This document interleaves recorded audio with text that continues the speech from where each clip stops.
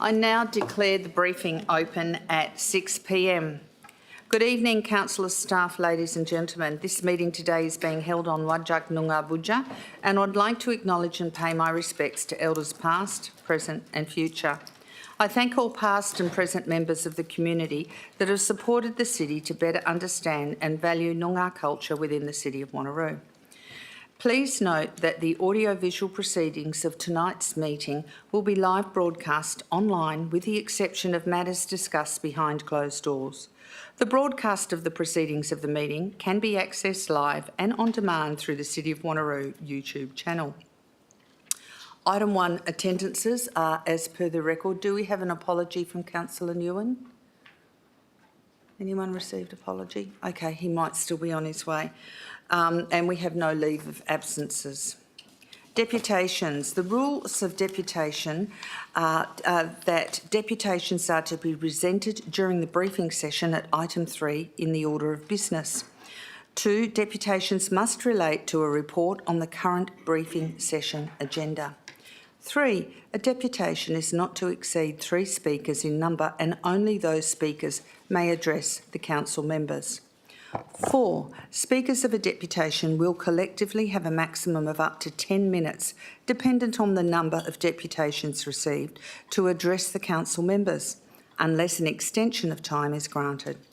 5, a deputation is to be in the form of a statement and no debate or discussion on the matter is to occur. 6, questions from council members relating to the subject matter should be reserved until the administration has presented on the relevant report during the meeting. However, a point of clarification by a council member on a specific statement may be permitted. 7, there is an opportunity for public question time for members of the public at item 7 in the order of business. And we have a deputation tonight which is from Narellan Houlihan, which is the response to the petition requesting the removal of street trees in Cordelia Place, Alexander Heights. Is that a written deputation or a... Yes, if you would like to come and take the podium and just give us your name and the suburb you live in and there's, proceed with your deputation. Thank you.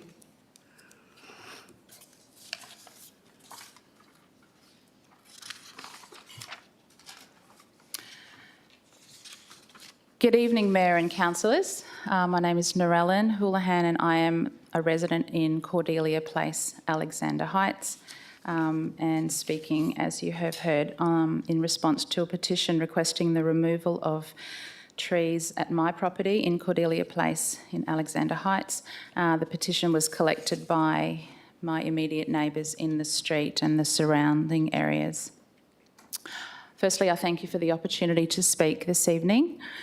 And I trust that you've had an opportunity to look over the points in the petition presented to Council to understand the points raised by myself and fellow residents of Cordelia Place and Flora Gardens in Alexander Heights who are affected by the trees on my property. I feel fortunate to have the support of my neighbours who have commented and complained to me many times about the presence and impact of these trees, and I hope that you'll consider our request to have the trees removed.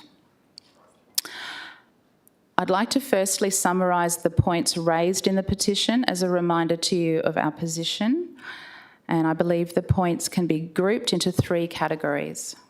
The first relates to work and effort. The trees produce a significant and continuous amount of leaf litter, branches and flower litter, worse at some times of the year than others. This litter requires frequent and constant cleaning, collecting and maintenance of properties, pools, gutters and lawns within the street.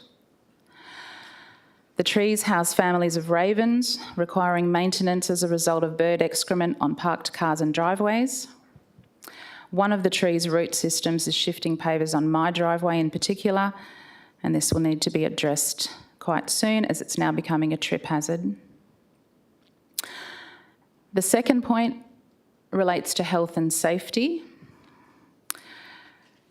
Neighbours have expressed their difficulties relating to allergies at the time of year when the trees produce flowers and pollen. The accumulated tree litter is a breeding ground for pests, which have entered my house, in particular through the roof space on several occasions. The accumulation of leaf litter in my gutters and resulting overflow of water has twice caused the light circuit to short out at my residence. The gutters are cleaned frequently, very frequently, but the sheer amount of litter produced by the trees at particular times of the year is just difficult to keep up with. The accumulation of leaf litter is a significant fire hazard, I feel, particularly due to our close proximity to Kundula bushland and the frequent southwesterly winds which could easily blow embers our way when the bushland catches fire. And finally, in this category, trees lose limbs. The trees lose small branches on a regular basis, and that's part of our property maintenance experience. We're in an exposed location which is impacted by strong westerly and southwesterly winds, and I feel concerned about the potential for the limbs on these trees, the larger limbs, that they may fall on and damage our house or on cars parked under them. And there's an immediate example of a limb having fallen from a similar tree in a park in the Swan district, but a very large limb has just fallen and would certainly be a similar example if one of the limbs from my trees would have fallen as well. The third point in my summary is street presence. I have looked at the street tree policy, and I do feel that the trees are not an enhancement to the streetscape. The trees are simply too big for their location and are an eyesore in the street. The outlook from surrounding properties is not of appealing greenery, but rather just tree trunks, due to the height of the trees being way above the rooftops. Each of these points leads me to my main argument, and that is that the trees were provided by the City of Wanneroo, offered via a letterbox drop back in 2002, and accepted with the expectation that they would be a species that is suitable to the location.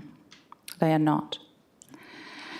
My husband and I have carefully selected many native trees for the front of our property, chosen for their low maintenance and water-wise attributes, their ability to attract native birds, and most of all for their size, smaller and manageable size.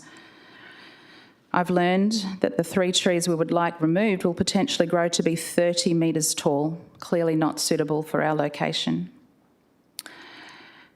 We would be more than happy to replace the trees in question with more suitable varieties, again in keeping with the city's street tree policy. In summary, the trees are no doubt beautiful trees, but they are simply not suitable for a cul-de-sac in a suburban location. The inappropriate choice and provision of the trees is the fault of the City of Wanneroo, and the residents of the street must now deal with the associated problems as a result. We would like the trees removed. I thank you for your consideration. Thank you, Ms Holohan. Deputy Mayor Rowe would like to ask a question. Ms Holohan? Yes, a point of clarification. Thank you for the deputation, Ms Holohan. It relates to item 1C in your deputation, the risk of a tripping hazard. Can I just ask, from your experience as the homeowner and as a resident in the home, has there been any issues with the roots of the trees upending or making an uneven surface to the driveway? And as a result of that, would you see it as a hazard, a safety hazard? It's outlined in the deputation, but I just want to clarify that. Has it already started to impact the evenness of the driveway based on the tree roots? And would you consider that a hazard? Yes, it has already started to lift the pavers, and growing fairly frequently. And as it exists now, it is a trip hazard, and I am imagining that would continue to be the case as it continues to grow. Thank you. Thank you for your deputation. I don't think there are any other points of order that any councillors are asking. We'll just proceed with the meeting. Okay, thank you. So declarations of interest by council members, including the nature and extent of which the interest are to be made at the commencement of the item to which the interest relates. Declarations of interest forms are to be completed and handed to the Chief Executive Officer. So we now go to planning and sustainability. Mr Dixon, and is there any items you'd like to speak to? Good evening, Mayor and elected members. There are two reports from the Planning and Sustainability Directorate on tonight's agenda. Both reports relate to our ongoing programme of normalising structure plans, and I don't wish to introduce either report, but either Mr Bowring or myself will be happy to answer any questions. Thank you. Councillors, any questions on item 4.1? If there are no questions on item 4.1, councillors, do we have any questions on item 4.2? If there are no questions on item 4.2, we now go to assets. Mr Singh.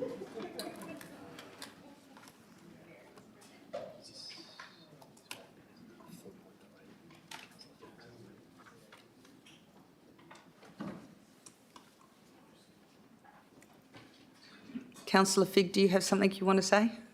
Yes, please, Mayor. I'd like to declare a proximity interest to the item that is first with assets. I think it's 4.3, am I correct? The traffic calming on Beachside Parade. And I'm not sure if there's any much more that I need to say formally, but I'll step out of the room. Thank you. Okay. We'll just wait for Councillor Figg to leave the room.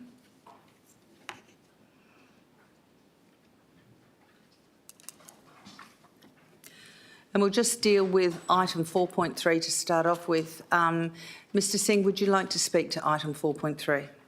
Thank you, Mayor. No, I think the item is quite clear in the report, so I'm happy to take any questions council members may have. Councillor Coetzee. Thank you. I've got three questions. Do you know if the police have enforced the 50-kilometre speed limit at all? Mr Singh. Thank you, Mayor. As per council's decision taken previously back in June, we did write to WA Police, but we don't receive confirmation from police whether they attended the site or not. Thank you, Mr Singh. Councillor Coetzee. Can a question be asked to the police if they have done it? Mr Singh.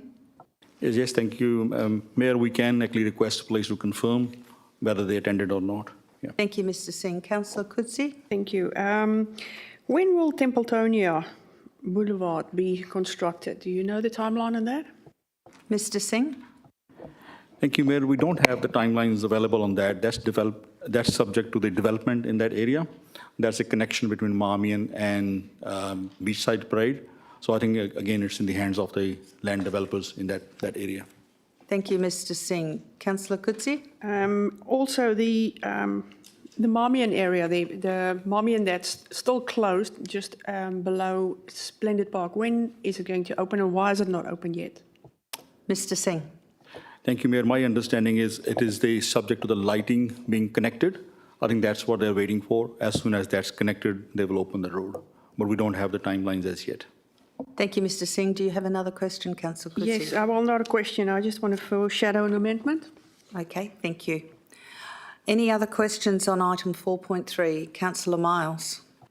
Yeah, thank you, Mayor. Only to, I guess, to get a bit more clarity, the Marmion Avenue Road, which I know has been constructed by the local developer, so are you suggesting that, because it's been completed for almost a year, and I know that the community's been very frustrated by some of the road works to get onto and through to Splendid Park.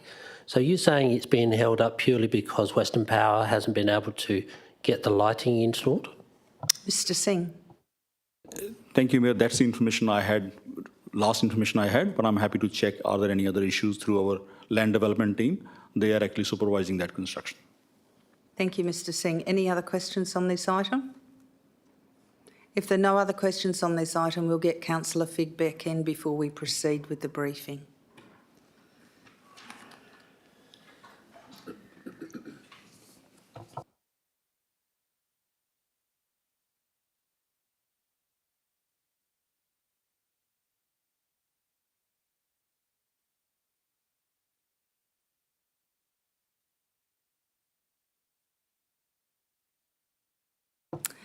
So, Mr Singh, would you like to speak to any other items under the assets this evening? Thank you, Mayor. No, I don't intend to speak to any of those items, but I'm happy to take questions on those items. Thank you, Mr Singh. Councillors, do we have any questions on item 4.4? Councillor Herridge. Thanks, Mayor. Just to foreshadow a impartiality for next week on this item.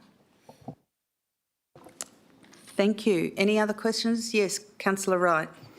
Thank you, Mayor. I have 6 questions on this item, but I'm happy to do my first 3 and then share it around, come back to me afterwards. My first question is in regards to how much is currently budgeted for activities that relate to the Roadwise Committee, including staffing allocation to work on these projects. Mr Singh. Thank you, Mayor. The administrative support we provide for Roadwise Working Group as part of our operating budgets and the workforce which we have in that service unit. But generally, an estimate is that approximately about 40 to 50 hours of report writing. And then we do prepare driver reviver caravan whenever we take it out. It's about 4 hours per trip. And the cost to run driver reviver is approximately $4,000 each time we take it out, given that we have got a lack of volunteers and we need to provide staff to man that particular caravan. That's done about 4 to 5 times each year. Thank you, Mr Singh. Councillor Wright. Thank you, Mayor. What does the City of Wanneroo gain from becoming a Roadwise Council? Does it open up for more funding or resources that the traffic team currently do not have? Mr Singh. Yeah, thank you, Mayor. Volga has actually changed recently their method of operation to support Roadwise. As Roadwise Council, we will have access to Volga's road safety advisor, and they will allocate certain number of hours to support councils who will sign up to be Roadwise councils. And that's the benefit we'll drive from by becoming a Roadwise Council. Thank you, Mr Singh. Councillor Wright. Thank you, Mayor. Is becoming a Roadwise Council included in our annual fee with Volga? Mr Singh. Thank you, Mayor. Yes, it is. We don't need to pay any further fees for that one. The advice we received from Volga is that the Roadwise is a funded program through Road Trauma Trust account, which makes it available to local authorities at no further cost. Thank you. I'll just give anyone else an opportunity. Councillor Bedworth. Thank you, Mayor. By being part of this council, does that come with expectations that we will do certain events and provide certain resources to do those? Mr Singh. Thank you, Mayor. This becoming Roadwise Council is actually recognizing the road safety efforts we put in already. So we already have, we have local area traffic management policy. We do have road safety events with the support of Volga. We do look at our road safety initiatives to improve our road network. So it's more of recognizing the work which we already do. And in return of becoming Roadwise Council, the work which we have done, say, for example, for black spot programs, the road safety auditor will actually review the work which was done and did it make impact, the positive impact of that work. So that actually a benefit of which we will drive. Thank you, Mr Singh. Do you have another question, Councillor Bedworth? Councillor Berry. Thank you, Mayor. I've got 2 questions. We often hear that resources are limited, and this report tells us that 2 nominees are recommended. Have the 2 nominees got capacity to be part of the Roadwise Council? Mr Singh. Thank you, Mayor. This is actually, they're requiring 2 nominees to be the point of contact for Volga for the Roadwise Council, which we already have. We work very closely with Roadwise Working Group and also Volga on road safety initiatives. So the staff actually is already in contact with them. So it's not an additional resource requirement. Thank you, Mr Singh. Councillor Berry. And my second question, you've in part answered it, but it does say we gain priority access to Volga's road safety services and products. I think you've mentioned the services we get assistance, but what other products do we gain access to? Thank you. Mr Singh. Thank you, Mayor. I think that, as I mentioned earlier, we have access to the road safety auditor. They can also provide advice on a number of initiatives which we may come up with. It's like rather than going to a consultant, we will have access to them to provide a peer review or review of the work which we do. Thank you, Mr Singh. Councillor Wright. Thank you, Mayor. Councillor Bedworth touched on my next point around is there any commitments to expenditure, and Councillor Berry touched on my last question around the access to the products and services. So I'll just ask my last question. Does the city still receive funding from Walga to run the Driver Reviver program, and how much does it cost to maintain the vehicle? Mr Singh. Thank you, Mayor. We don't receive any further funding to run that Driver Reviver. I must add, it was actually funded through a grant money when it was first brought into the city. And the cost to maintain or to basically have that is approximately about $3,000 and $3,500, which includes the registration of the caravan, which includes the minor repairs and the safety checks we need to do on that particular caravan. Thank you, Mr Singh. Are there any other questions on this item? Councillor Miles. Yeah, thank you, Mayor. Just on page 81, that first dot point at the bottom, Mr Singh, it does say that we'd have to demonstrate a commitment to improve road safety outcomes within the community using any available resources. Just the previous, I guess I'm a little concerned in the sense that we often get asked in council, and councillors get asked out of council all the time for speed adjustments, more line markings, better turn pockets and the like. If we're not doing that now, how can we sort of say that we would then be a road-wise council? Mr Singh. Yeah, thank you, Mayor. As I said earlier, City Council has already demonstrated commitment to road safety. We have, again, it's need to look in the context of available resources, and Council guidance comes from local area traffic amendment policy, which provides a framework for us to undertake assessments of all those traffic safety or traffic treatment requests which we get through Council or directly through CRMs. We also have, say, pathway policy, which guides the construction of pathways in the city. We assess state black spot program. We assess the intersections which require further treatment. And we access funding from state government and federal government for road safety initiatives. We have regular working with main roads traffic section. We discuss the issues which we come up with, or they consider any changes which are required either on the network or on the road marking and signage. So City of Wanneroo is demonstrating that commitment. This is more of recognizing that commitment by becoming a road-wise council. Thank you, Mr Singh. Any other questions on this item? If there are no more questions on this item, we go to item 4.5, Traffic Management Scheme, Dale Cross Avenue, Madeley. Do we have any questions on this item? Councillor Herridge. Thanks, Mayor. Just one from me. I just wanted to confirm and make sure that the petitioners that actually brought this to council had been notified that this was in the agenda. Mr Singh.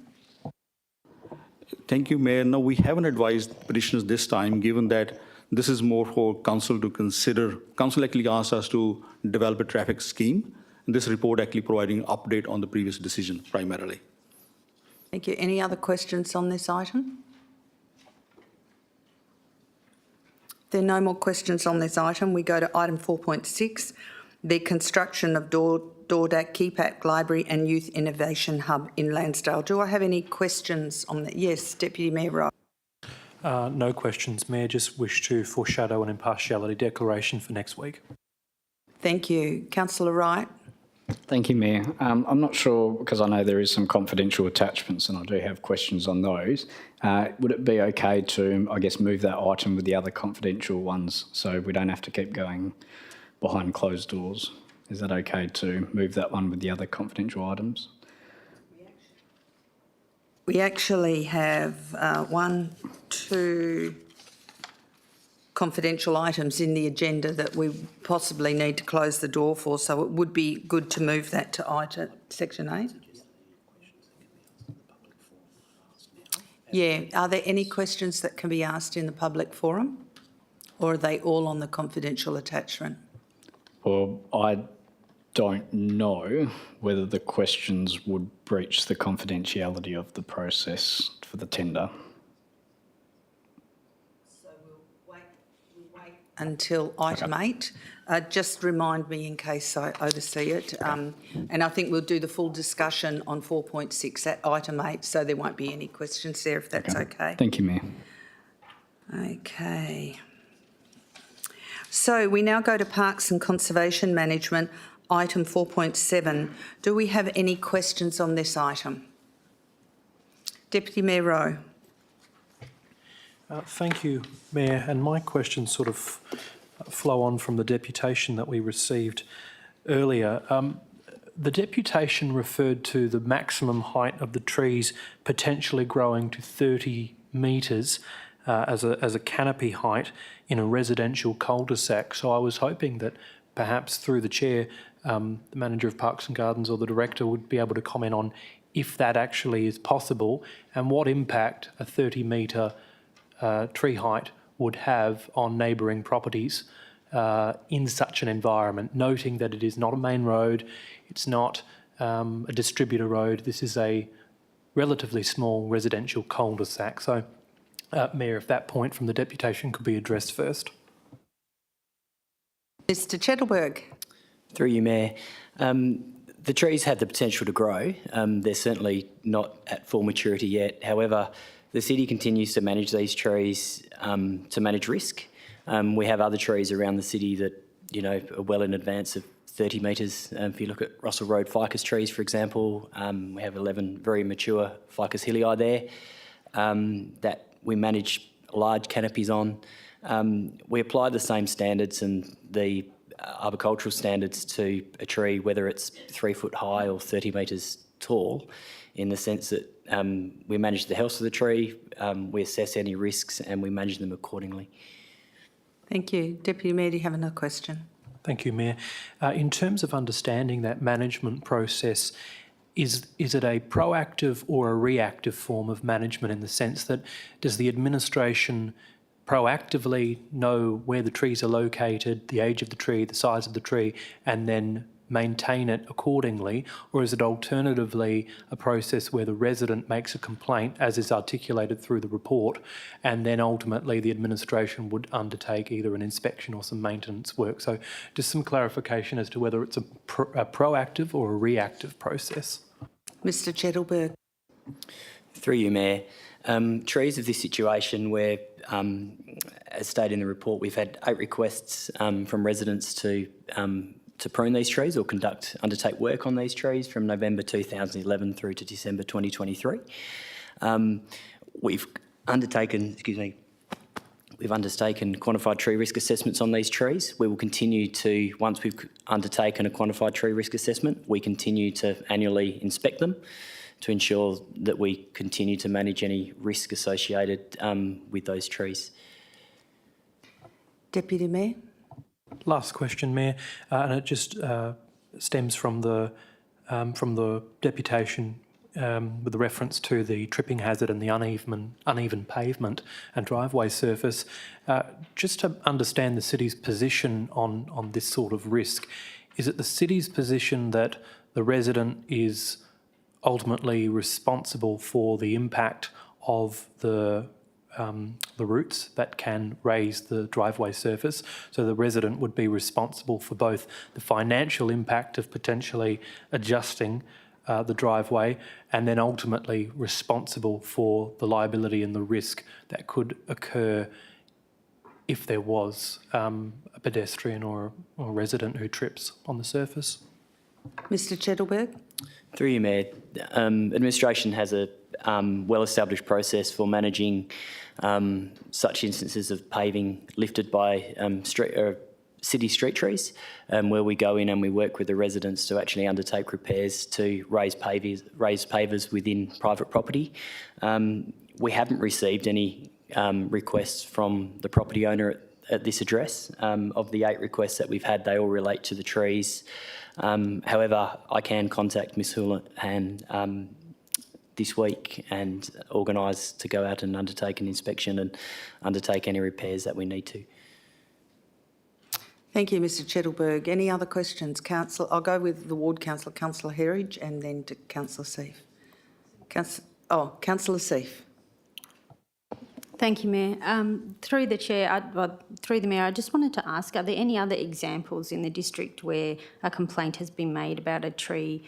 I'm just noting from the deputation and from the comments that the resident had about the limbs of the tree falling. Have we got any other examples where the city has removed a tree because of that, or any incidents that have occurred because of those limbs from the trees falling? Mr Chettleberg.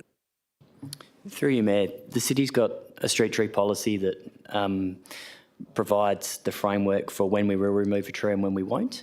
If an assessment of a tree meets the criteria of the street tree policy for removal, then we will remove it. But it's on a case-by-case basis. So, yes, we have removed trees that are faulty. Some of those trees have resulted from storm damage or poor growth habit or disease failure. I don't know the number of those, but, you know, trees are growing plants. Yeah, we manage them accordingly. Thank you. Councillor Seif, do you have another question? Yes, I just wanted to know if it's possible if administration could consider the removal of, seeing as there's 3 trees, or investigate the potential of replacing 1 tree at a time so as not to affect the, not to have an impact on the heat in the area and the district's tree policy. Mr Chettleberg. Through you, Mayor, if the trees met the criteria for removal, that's certainly something we would look at. So our street tree policy allows for the replacement of a tree once the tree is removed. So if we remove a tree adjacent to a property, then we would replace the tree the next planting season. However, these trees remain to be very healthy. The arborist, independent arborist report that we had in December 2023 identified some minor pruning works, which we've undertaken, but from a risk point of view and a health of the trees, they remain to be in a very healthy condition. Thank you. Councillor Herridge. Thank you, Mayor. Just a quick one for me. I just wanted to clarify, the Deputy mentioned that it was a tree placed by us and mentioned that it was an incorrect species. I just wanted your confirmation on what you believe from what she said. Mr Chettleberg. As long as trees are managed within their environment to the relevant arboricultural standards, so they don't pose a risk or any hazards, then they can be managed within that environment. And we've got good examples of that across the city, and these 3 trees are certainly very good examples of that. Thank you. I've got a question, just quickly. Would it be, in a new property, normal to plant this kind of tree within this verge site now? Has the policy since been changed? Would it be normal to plant a tree that would grow to 30 metres on a domestic verge now within our tree planting policy? The policy itself doesn't stipulate types of trees that are planted across the city. However, we continue to learn from past plantings, whether that's inherited assets from developers or plantings undertaken by the city in the past. Norfolk Island pines are one very good example of that, that we wouldn't plant trees in that environment anymore. However, as long as we continue to manage the risk of those trees in those environments, then the trees continue to be healthy and not posing a risk to the community.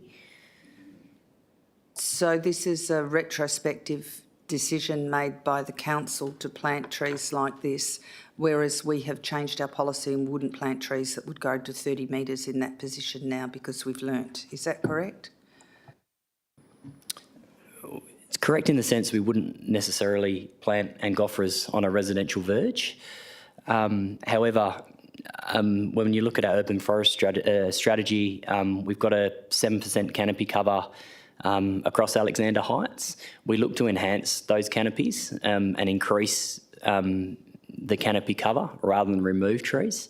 So whilst we certainly got species across, you know, the 36 suburbs of the city that in hindsight we wouldn't necessarily plant now, as long as we're managing them and managing the risk in those environments,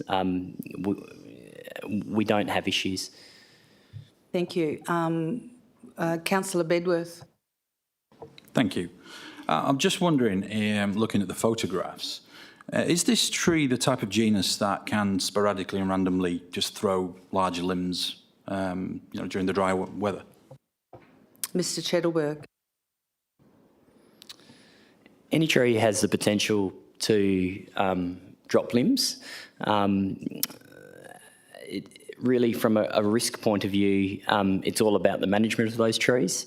If you look at the setback of those trees, the canopies have been pruned well back from the boundary lines of the property, so the potential for risk from a limb drop onto the actual property or the fence on the western side of the property are very low. Thank you. Councillor Parker. Thank you, Madam Mayor. I just have two questions. How many requests to remove large trees does the city receive? And the second one is, if we were to remove these trees or others, would we be setting a precedent? Mr Chettleberg. Through you, Mayor. Question one, I'll have to take on notice in regards to how many trees that we have removed and provide that information to Council. In regards to question two, potentially we could be setting a precedent. Thank you. Any other questions on this item? Oh, you have another question, do you, Councillor Parker? Just a clarification. My first question was, how many requests to remove larger trees does the city receive? Mr Chettleberg. Through you, Mayor, that's noted, and we'll get that information. Thank you. Councillor Huntley. Thank you, Madam Mayor. I've got a question. We've got to meet the requirement for 30% canopy cover at some point. These trees are ideal canopy cover trees, but obviously they come with an issue. In the inner city areas, people are finding them very messy.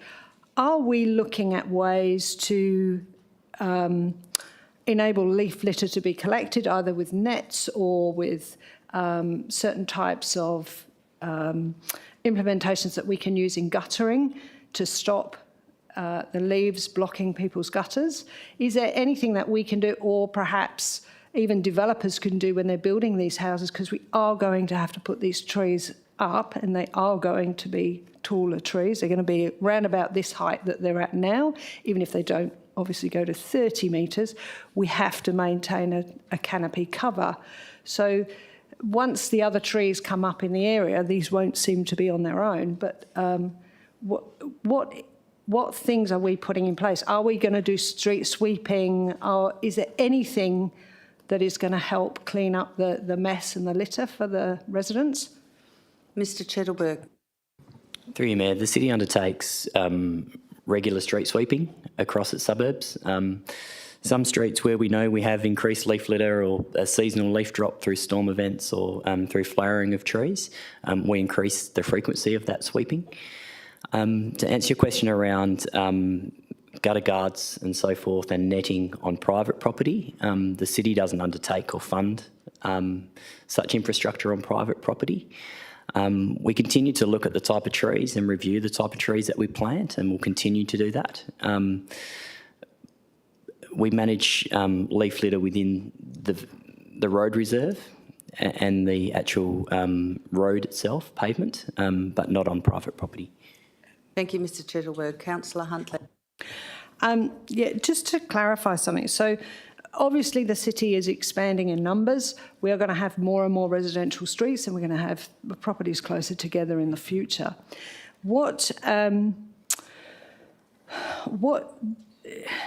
can we do to help residents cope with these? Because these trees are coming. We are going to have the taller trees that are going to go over the top of residential rooftops, and that is going to create an issue. Is there anything that the council should be looking at, or possibly could be looking at, in order to help residents control leaf litter? Because I don't think there's any such thing as a perfect tree. So whichever way we look at it, we're going to have this problem more and more, but we don't want people coming here and saying, knock our tree down because it's messy.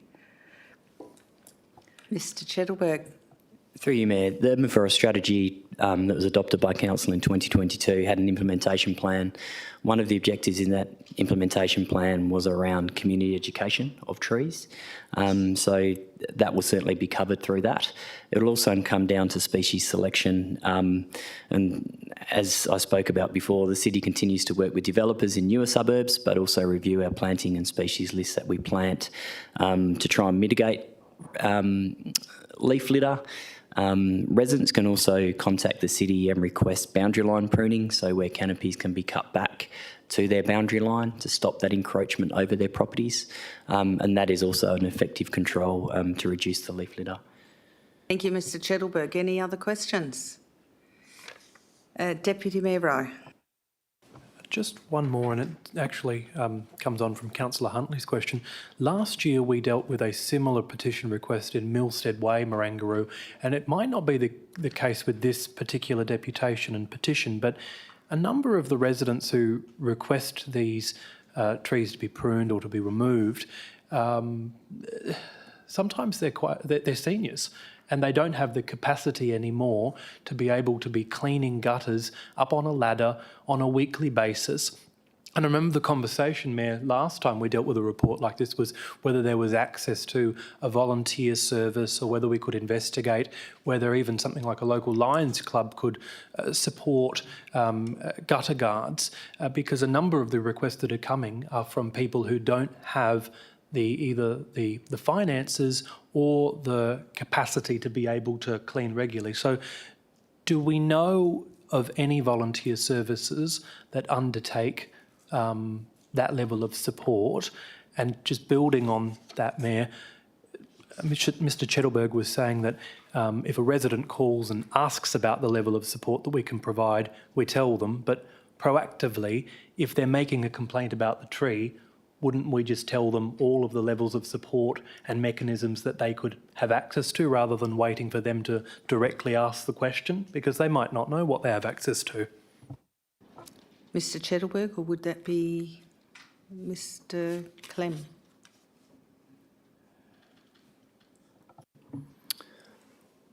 Through you, Mayor, we certainly take that on notice and review our current practices in regards to what information that we do provide.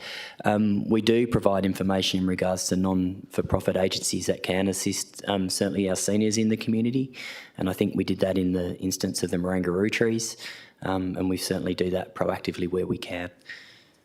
Thank you, Mr Chettleberg. Any other questions on this item? If there are no more questions on this item, we now go to community in place.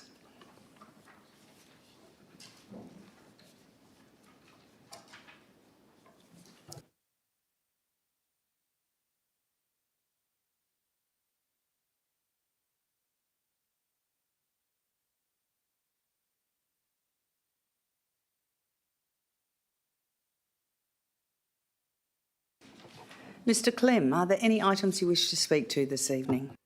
Thank you, Mayor. Just one report from Community in Place on the agenda tonight. It's quite self-explanatory, so I won't introduce the item, but Mr Starwatts and I are happy to take any questions. Thank you. Do we have any questions on item 4.8 this evening?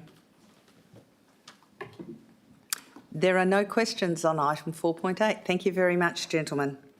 We now go to corporate strategy and performance, and that's Ms Jennings. And Paul, what's his surname? Greer.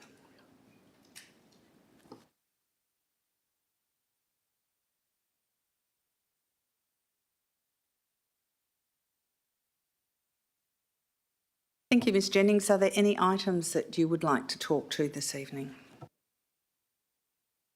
Sorry, thank you, Mayor. There is one item we'd like to introduce. So that is the item 4.14 on Yanship, the lease and ground lease, if we may. But I'll pass on to Mr Greer. Thank you. Mr Greer. Thank you, Mayor. This item is a matter that Council has previously considered and previously supported, proceeding with an agreement for lease and a ground lease with BR Guest Holdings for the Old Yanship Surf Club site. just at the northern end of the Yanchep Lagoon. We're now at a stage where negotiations have been finalised, lease documents have been agreed in principle, they've been approved by the Minister for Lands under Section 18 of the Land Administration Act. In fact, BR Guest Holdings has signed copies to confirm its satisfaction with the documents. We've also completed the advertising process under Section 3.58 of the Local Government Act. The only submissions that were received are the ones that are summarised in the report.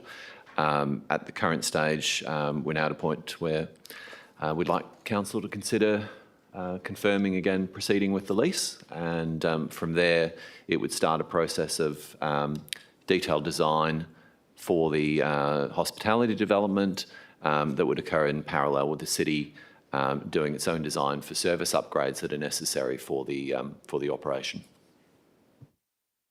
Thank you, Mr Greer. Do we have any questions that are not part of the confidential attachment to this item? Councillor Goodsey. Thank you. I'm happy with the report and everything. I just want to know, do we by any chance know when the extra parking will be starting? Mr Greer?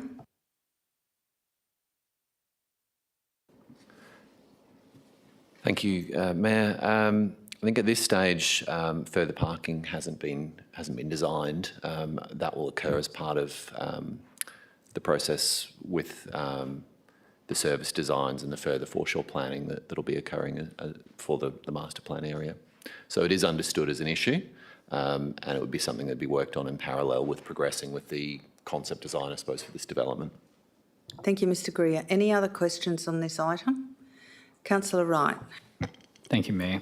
I just had a question on the local public notice section, which is on page 260, just in regards to the way the city publishes those notices. And I just had a quick look at section 3.58 of the Act in regards to why our notices don't get published on our Facebook pages, or the city's official Facebook pages as well. Mr Greer. Thank you, Mayor. I guess the practice has been that the method of advertising has been effective. It's been effective for quite a period of time. It tends to prompt focused responses. The challenge, I guess, social media is, I suppose, both a blessing and a curse in a sense, in that if you put a notice up, you would then be referring back to each and every person, sometimes it being unclear whether they were a real person who was submitting. And you know, the veracity of those submissions you'd be getting through social media, you know, are they a submission, are they not a submission? Whereas the methods used, I suppose, give a more clear response. Thank you, Ms Greer. Councillor Wright. I suppose to clarify my question, I guess for the city to post the notice on there with a link to either the city's Your Say page or an email address or something for people to make a submission, because I just think some of the methods that we use now have probably changed in terms of being a modern local government to be able to engage with community through different forums. So I'm just thinking, is there a way that we can incorporate that? Is there a particular policy that this sits under for particularly local public notices? Mr Greer. Thank you, Mayor. It is an interesting question, and it's one where we can continue to look at it and look at better ways to do it. It is ultimately a statutory notice. The other challenge is there are other methods that the Act prescribes that have not even been carried into effect. The regulations allow for a notice to be published on a website run by the department. That facility has not been established in the 3 or 4 years since that provision in the regulations came into being. So there are some constraints, I guess, but happy to consider that going forward. Thank you, Mr Greer. Any other questions on this item? If there are no questions on this item, I'll go to item 4.9 under the Corporate Planning and Performance and Improvement. Are there any questions on item 4.9? Deputy Mayor Rowe. Thank you, Mayor. Just a question, page 136 of the agenda proper.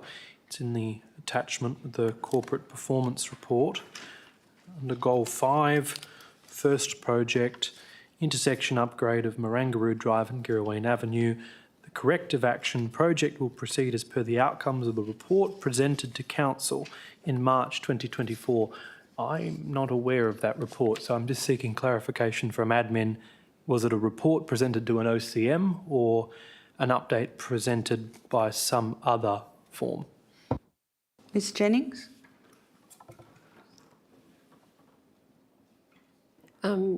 Thank you, Mayor. I can see the Director Assets is ready to answer that question. Mr Singh? Thank you, Mayor. We will be doing a report to Council, but the intention for this particular note was to provide an update to Council members, which was provided through Wanneroo Rep. We are waiting for further confirmation from Main Road for the request we have made to vary the scope of this particular project. Once that approval is obtained, we'll do a report to Council. Thank you. Any other questions on item 4.9, councillors? If there are no questions on item 4.9, I go to 4.10, the financial activity statement for the period ending the 29th of February 2024. Do we have any questions on that item?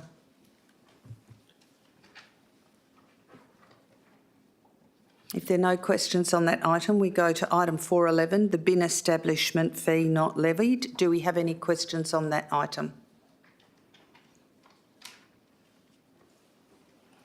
If there are no questions on that item, we go to item 4.12, which is payment times report for the 6 months from the 1st of July to the 31st of December 2023.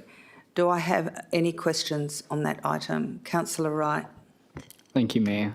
Just within the first paragraph, I've noticed this is the first time that I've seen this report that's been presented since I've been elected, but I note in the report that it says biannually they're supposed to be presented to, I don't know whether it's to Council or Audit and Risk. Have we been presented maybe in a different format as opposed to just a separate standalone item? Ms Jennings. Yes, thank you, Mayor. I've just been doing some research myself because I hadn't received them before as well. This Act is a federal act that, whilst it says 2020, it actually has only really become into play in 23, which is the first set that we're actually seeing. I'll do some more research, and actually, if that's not quite right, I'll get back to you all just to give you the latest information. But from what I can see, this has been the first one that we have actually undertaken. Thank you, Ms Jennings. Councillor Herridge. Thank you, Mayor. Just a quick one. On page 180, under the stat compliance, it mentions that we are doing this to be compliant. Is it just that we need to put the report in, or is there something else in compliance? Just seemed very loose to me.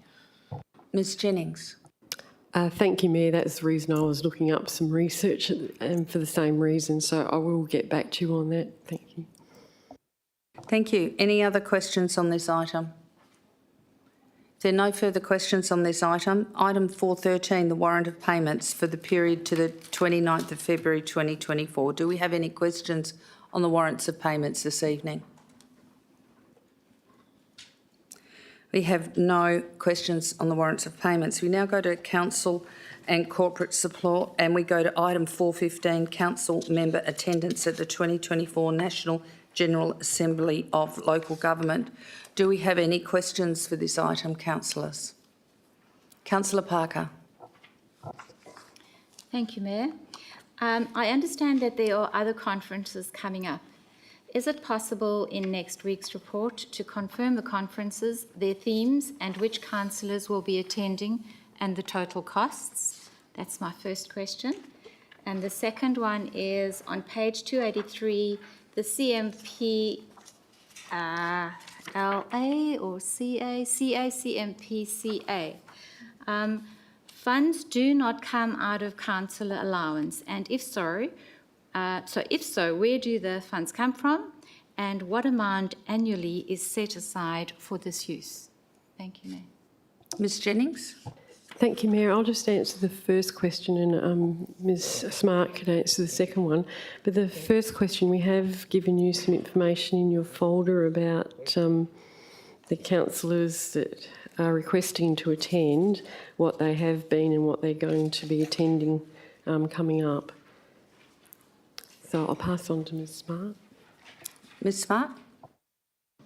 Yes, thank you very much. And through the Mayor, in regards to the second question, the way that the budget is designed is based on what the administration is aware of going to be held in the coming financial year and the best estimate that we can provide on previous attendance at those events.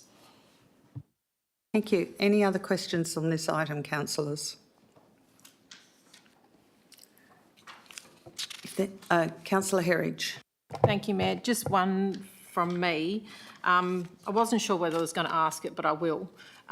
Being that there's several that are asking and 2 are already there, there's space for 1, I believe. Is there a clear way of identifying a 3rd person that could actually go?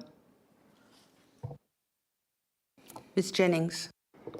Thank you, Mayor. Unfortunately, it's not easy to identify who is exactly 3rd because the rest came in one email. Thank you. Any other questions on this item?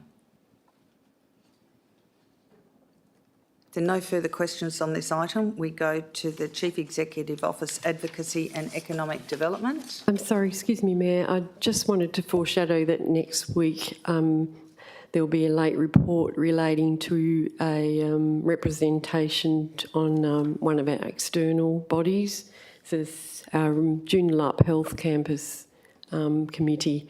So we're looking for a deputy for that. At the moment we've got a delegate but not a deputy. Thank you.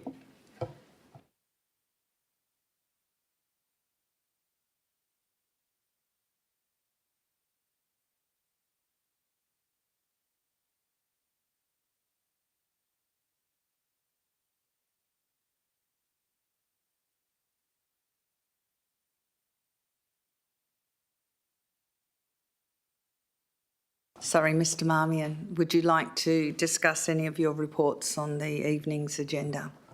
Thank you, Mayor. Yes, there's 2 reports from Advocacy and Economic Development on the agenda, and I'd like to briefly introduce each one, if that's okay. Not a problem. Go ahead, Mr Marmion. So item 4.16 is for Council to consider sponsorship of the Wanneroo Business Association for the next 3 years.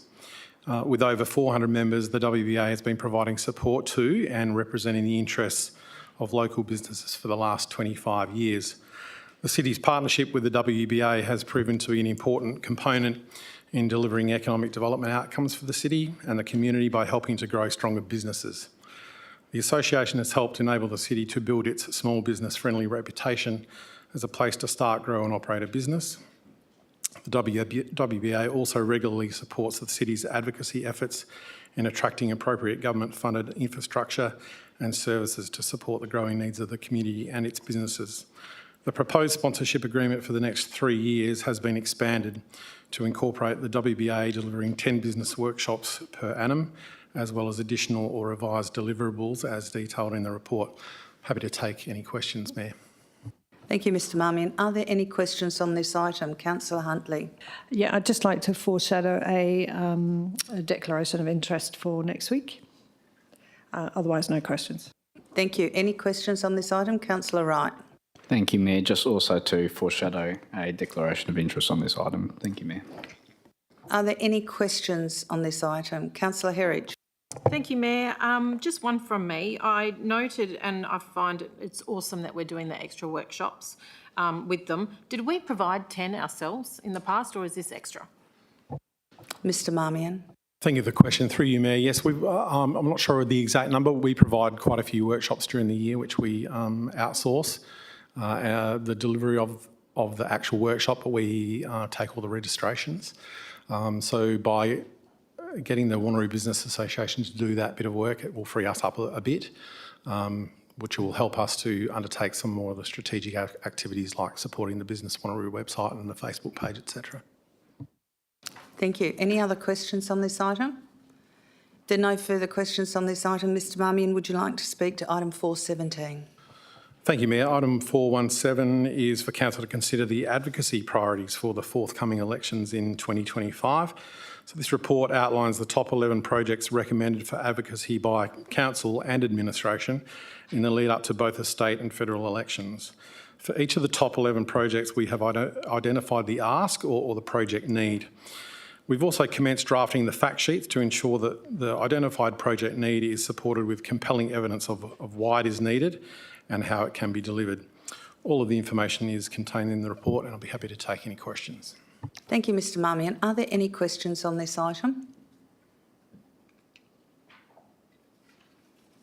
I don't think there are any questions. Thank you, Mr Marmion. We now go to governance and legal. So, would you like to speak to any of your items, Vicky? Just briefly to item 4.19 to respond to a question that was raised at the forum in relation to anonymous complaints. So we did have a look into that. The model code is not prescriptive, but the WALGA model policy suggests that we shouldn't be accepting anonymous complaints. So we propose to delete that, and the policy has been marked up accordingly in the attachment. Thank you, Ms Coles. Are there any questions on item 4.19? Councillor Wright. Thank you, Mayor. Just on page 343, which outlines some additional information, and just in regards to the standardised meeting processes section of the report, it says in there the city has included comments regarding this as part of its submission. I thought every submission on behalf of a local government needs to come through to council, and I don't think we've had any opportunity to feed into that process for any reforms as a council. Ms Coles. Thank you for the question, and through the Mayor, we haven't submitted this submission at this stage, so I'll reword that part. The information will be coming out in a briefing note shortly for discussion at the upcoming May forum. Any other questions? Councillor Bedworth. Thank you, Mayor. Just referring back to what Ms Cole said about not accepting anonymous complaints, how does that sit with the Public Interest Disclosure Act then in regards to anonymous complaints? Ms Coles. So, thank you for the question through the Mayor. That process is slightly similar. So the complaints come through a different process. On the website, there's specific links, and the city has nominated PID officers who would still meet with those complainants. Yep. Any other questions on this item? Deputy Mayor Rowe. Thank you, Mayor. And it's alluded to in the report that at this stage we're not aware of DLGSC taking a position on Division 3 complaints, and the fact that at this stage, if complaints are made by councillors and the recipient of the complaint, the respondent, is also the councillor, they're able to stay in the room and participate in the voting process on adjudication. Do we know what WALGA's position is yet? Because I know the report talks about advocating and putting our position as to how untenable that is and how it doesn't align with good governance. But do we know if WALGA has actually agreed to a position yet for a Division 3 complaint, why the complainant and the respondent are allowed to remain in the room and adjudicate their own innocence or guilt? Ms Coles. Thank you for the question, and through the Mayor. The city did correspond with WALGA, but we haven't received a response, but I can follow up with them and see whether it's going to be included as part of their submission to the department on these standardised meeting procedures. Thank you. Any other questions on this item, councillors? Councillor Herridge. Thank you, Mayor. Just one. I've noted that the officer responsible for this policy has changed since the last discussions we had prior to April's forum. Previously, it was the Director of Corporate Strategy. Page 341 of the agenda identifies the CEO as a conflict. Should this not then be reverted back to the Director of Corporate Strategy rather than the CEO? Ms Coles.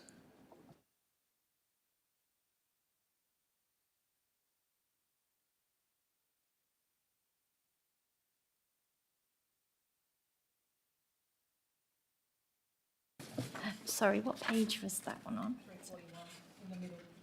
In the middle. Sorry. It's halfway down, seventh paragraph. It's starts with there are several pros and cons.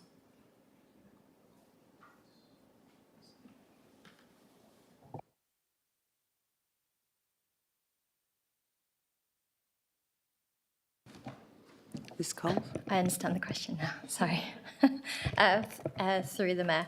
So when the Director, Corporate Strategy and Performance is the complaints officer, and when they were acting in the CEO role, then I acted as the complaints officer. So the city's complaints officer is the Director of Corporate Strategy and Performance. So you're telling me then that we've had a change in the complaints officer, because it was previously the Director. So we've changed from Nolene to yourself? Sorry, No, Ms Jennings. I think what's happened is Nolene was acting in the CEO role and could no longer be the complaints officer at the time. And so Ms Cole stepped in for that interim time when she was the acting CEO. Right. So it's like the step in. You're like the deputy for the complaints officer, aren't you, Ms Coles? Is that correct? Yes, that's correct. Okay, thanks. Any other questions? If there are no more questions, we go to the annual review of the 3-year strategic internal plan, which is governance legal. Do we have any questions on that item? We have no questions on that item. I wish to note that we also have a motion on notice from Councillor Bedworth, item 5.1, and the motion on notice I think is written in full there. Does anyone have any questions on that? If not, we'll leave it to... Yes, Deputy Mayor Rowe. It's not a question for Councillor Bedworth, just for administration, because of their comment is already in there. It refers to a neighbouring local government has a similar trial program in place. Can we just confirm whether that is City of Joondalup or City of Stirling, either now or alternatively next week? Thank you. Oh, Mr Clem? Yes, thank you, Mayor. Yes, we can confirm that in the administration comment next week. Okay, thank you. If there are no more questions on that motion on notice, I understand that motion on notice 6.1 has been withdrawn. Motion on notice 6.2 has been withdrawn. Motion on notice 6.3 is road safety audit, which we'll have the details next week. Motion on notice 6.4 has been withdrawn, and motion on notice 6.5 is about e-scooter safety. And item 6.6 is what Ms Jennings brought up, Joondalup Health Campus Community Board of Advice Committee appointment of Deputy Delegate. This is a late report. We now have public question time. I have public questions here to be read out, so I will work through them and read them out, as has been done previously. So from the Wanneroo Residents and Ratepayers Association about council members' continuing professional development. They asked, A, Councillor Jordan Wright's education funded by the ratepayers appears to have exceeded $10,000, the gap, including rollover on educational courses for council members as per your continuing professional development policy 3.2C. Is the cost of his incidentals, accommodation and travel included in the figures, or is it additional? I'll answer each point in regard from the Director of Corporate and Strategy and Performance. The policy provides that the members' professional conference allowance and the members' education allowance are a maximum of $10,000 carried forward each plus CPI from July 2013, which currently equates to $12,987.92 per allowance. The CMPCA may be used to meet the costs subject to conditions outlined in Clause 3.2D of the policy. The B question is the City Training Register is again not accurately updated. The date of the company director's course joined and completed is omitted. The response to that, the register has been updated to reflect the completion date of Councillor Wright's AICD course. Their question C was, we calculate the cost to the city since Jordan Wright was elected in October 2021 to be in excess of $15,700 if he attends the ALGA conference in July 2024. This seems excessive in relation to his peers on council. $1,200 in in October 22, Walga, LG and Trade Exhibition $4,999, date not documented, company director's course $5,085, diploma of local government $4,500, July 2024. Conference, please can council advise why this councillor is permitted to exceed the cap and why the training register is not accurate. The response to item C, the policy outlines allowances and exclusions to allowances. For example, mandatory training is not subject to an allowance. In addition, attendance by a member at conferences or meetings listed in 3.13 through to 3.17 inclusive will not be subject to the member's professional conference allowance. For clarity, the city meets the costs associated with the members attending those conferences and or meetings. The ALGA National Congress is excluded from the member's professional conference allowance. Councillor Wright, can I just ask you a question? I understood when you were doing the Diploma of Local Government that you actually had a scholarship from WALGA to do that. Is that correct? Yes, that was correct, and it covers half of the cost. So the whole cost was, not the whole, half of the cost was covered by WALGA and we just did that. So you were awarded a scholarship to do that course? Yes, that's correct. Thank you. I just wanted to clarify that. I thought that was the case. Item D, if Councillor Wright leaves council for whatever reason, including disciplinary prior to his term ending, will he be required to pay back any of these expenses? The response from the corporate director responsible for this, there is no requirement for a council member to repay the city if they cease being a council member. Council members are required to reimburse payments if the council member does not successfully complete a relevant education course. Okay, with Wanneroo Residents and Ratepayers Association about council member training again.